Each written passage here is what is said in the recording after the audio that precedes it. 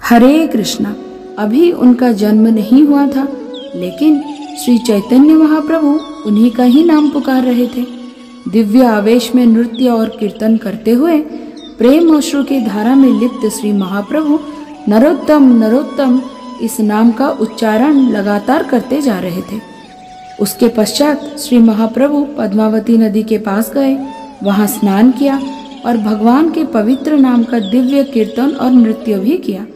कुछ समय बाद उन्होंने पद्मावती नदी को आवाहन किया और उनसे कहा कि हे पद्मावती, मेरे इस दिव्य प्रेम और आवेश की धरोहर को तुम अपने पास रखो। जब नरोत्तम आएगा और तुम्हारे जल में स्नान करेगा, तब तुम उसे ये दिव्य उपहार प्रदान कर देना। तो पद्मावती नदी ने पूछा कि हे प्रभु, मैं कैसे पहचानूंगी कि नरोत्तम है कौन? तो प्रभु उन्हें आश्वस्त करते हुए कहते हैं कि जब नरोत्तम आएगा, तुम्हारी जल की लहरों में प्रचंड बाढ़ आ जाएगी, वही होगा मेरा प्रिय भक्त नरोत्तम। ऐसे एक महान आचार्य जिनके इस धरातल पर अवतरित होने से पहले ही श्री चैतन्य महाप्रभु ने उन्हें कृष्ण प्रेम का दिव्य उपहार प्रदान कर दिया। उनका नाम है श्री नरोत्तम दास ठाकुर। 15वीं शताब्दी के मध्य के आसपास माघ पूर्णिमा के दिन पूर्व बंगाल और वर्तमान के बांग्लादेश के खेतूरी गांव में एक कायस्थ परिवार में जन्मे नरोत्तम दास ठाकुर के पिता श्री कृष्णानंद दत्त गोपालपुर क्षेत्र के जमींदार थे और उनकी माता का नाम था नारायणी देवी, जिन्हें बाल्यकाल से ही श्री चैतन्य महाप्रभु का कृपा प्राप्त था। ऐसे अत्यंत धनी, समृद्ध तथा भक्त परिवार में जन्म लेने वाले श्री नरोत्तम दास ठाकुर बचपन से ही शुद्ध कृष्ण भक्ति के लक्षण प्रकट कर रहे थे। एक दिन जब उनके अन्नप्राशन की विधि करी जा रही थी, उन्होंने अन्न ग्रहण करने से साफ मना कर दिया। माता पिता तथा परिवारजनों ने अनेक प्रयास किए, परंतु बालक नरोत्तम दास उस अन्न को देखकर मुंह फेर रहे थे। ये देखकर माता पिता को लगा कि शायद उनका पुत्र अभी खाना ही नहीं खाना चाहता है। इतने में एक वैष्णव भक्त वहां आते हैं और उन्होंने भगवान श्री कृष्ण को अर्पित महाप्रसाद बालक नरोत्तम को खिलाने की प्रयास किया और देखते ही देखते बालक नरोत्तम ने उस महाप्रसाद को सहर्ष स्वीकार किया। कृष्ण प्रसाद के प्रति आसक्ति देखकर उनके माता तथा पिता अत्यंत हर्षित हुए। किशोरावस्था में प्रवेश करने तक श्री नरोत्तम दास ठाकुर समस्त शास्त्रों के अध्ययन में निपुण हो चुके थे। उनकी विद्वत्ता को देखकर उनकी शिक्षक भी आश्चर्यचकित हो जाते, लेकिन इसके बाद भी उनका सबसे प्रिय प्रवृत्ति एक ही बनी रही और वो ये थी कि वो उनके गांव के वृद्ध ब्राह्मण श्री कृष्ण दास के पास बैठते थे और श्री चैतन्य महाप्रभु की लीलाओं का श्रवण करते रहते थे और कहीं ना कहीं उन लीलाओं के श्रवण की धारा में बहते हुए उन्होंने अपने जीवन को श्री चैतन्य महाप्रभु के चरणों में अर्पित करने का निश्चय कर लिया। बचपन में ही वो श्री चैतन्य महाप्रभु, श्री नित्यानंद प्रभु और उनके सभी पार्षदों को याद करके अश्रु बहाते, उन्हें बार बार प्रणाम करते। इतना ही नहीं, महाप्रभु और उनके पार्षद भी उन्हें अपनी सपनों में आकर दर्शन देते थे। जब वो 12 वर्ष के हुए तो श्री नित्यानंद प्रभु एक दिन उनके स्वप्न में आए और उन्हें पद्मावती नदी में स्नान करने की आज्ञा दी। दूसरे दिन सुबह को जब श्री नरोत्तम दास ने नित्यानंद प्रभु के आज्ञा को सिरोधार्य करते हुए पद्मावती नदी में पांव रखा, ठीक उसी समय आश्चर्यजनक भाव से नदी की धारा में जबरदस्त उछाल आ गई और इस प्रकार नरोत्तम दास को पहचानते हुए पद्मावती नदी ने श्री चैतन्य महाप्रभु के धरोहर यानी कि कृष्ण प्रेम उन्हें अर्पित कर दिया। उसी समय श्री चैतन्य महाप्रभु स्वयं वहां प्रकट हुए और उन्होंने नरोत्तम दास ठाकुर को आलिंगन किया। नरोत्तम दास ठाकुर ने स्वयं में एक दिव्य तथा अद्भुतपूर्व परिवर्तन होते हुए अनुभव किया। नदी में स्नान करते ही उनका श्याम वर्ण शरीर उज्जवल पिघले हुए सोने की तरह कांतिमय हो गया। आज भी बांग्लादेश में पद्मावती नदी का वो घाट विद्यमान है जहां उस दिन श्री नरोत्तम दास ठाकुर ने स्नान किया था। इस प्रसंग के बाद नरोत्तम दास ठाकुर की शरीर में ही नहीं अपितु उनके जीवन में भी अद्वितीय परिवर्तन आ गया। कृष्ण प्रेम में आप्लावित होकर वो अपनी भौतिक बाह्य कार्यकलाप से संपूर्ण विरक्त हो चुके थे। उनके माता पिता ने पूर्ण प्रयत्न किया कि वो अपनी पूर्व स्थिति में वापस आ जाए।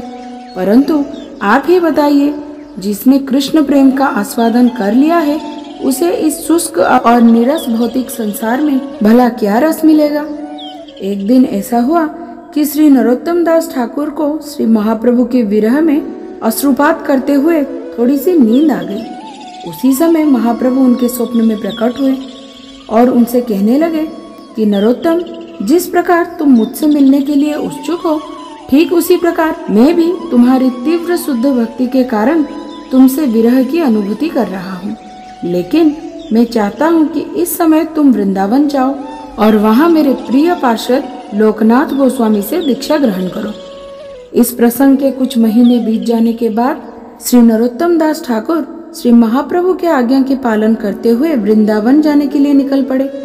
दिन रात चलते हुए और वृंदावन की ओर बढ़ते हुए 3 दिन बाद नरोत्तम दास ठाकुर के कोमल चरणों में घाव होने लगे और थकान के कारण वो मूर्छित होकर गिर पड़े।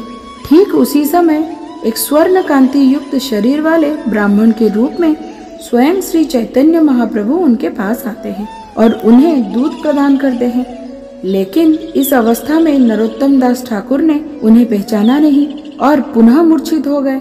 उसी अवस्था में श्री रूप गोस्वामी और सनातन गोस्वामी उनके सपने में आते हैं और उन्हें आश्वस्त करते हुए कहते हैं कि नरोत्तम, बहुत जल्दी तुम्हारे इस कष्ट की समाप्ति होगी।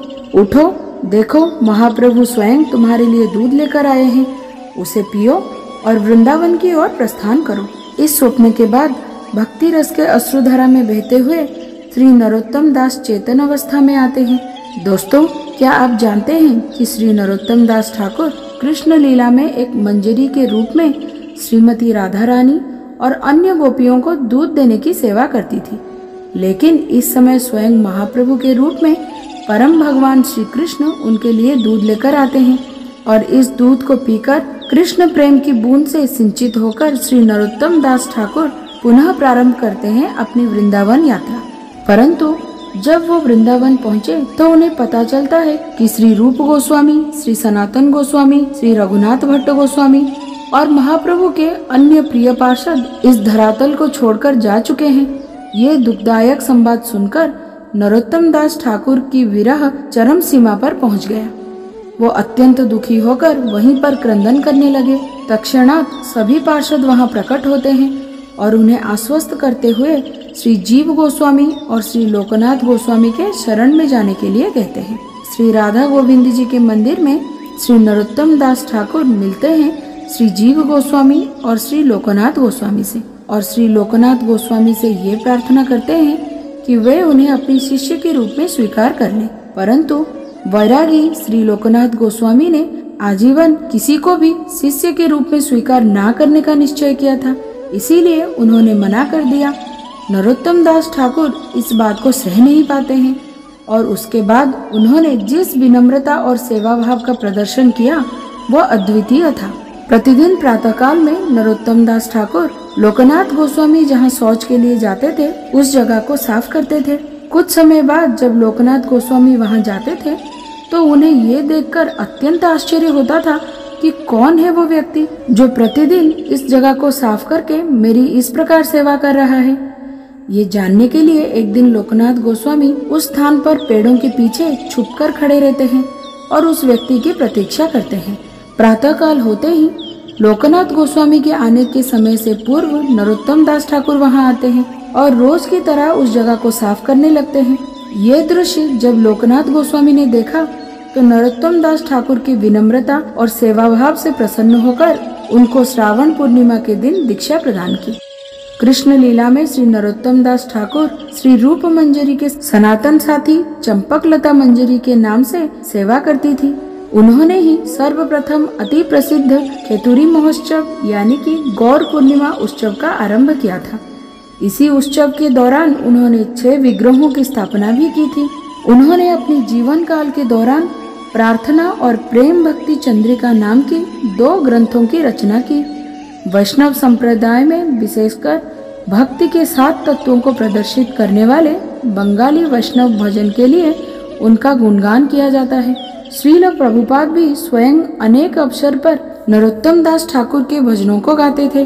तो दोस्तों चलिए आज हम भी श्री नरोत्तम दास ठाकुर के चरण कमलों पर हस्त जोड़कर ये प्रार्थना करते हैं कि वो हमें भी श्री चैतन्य महाप्रभु के विशुद्ध कृपा प्रदान करें, ताकि श्री कृष्ण के चरणों में हमारी अनुराग की वृद्धि हो।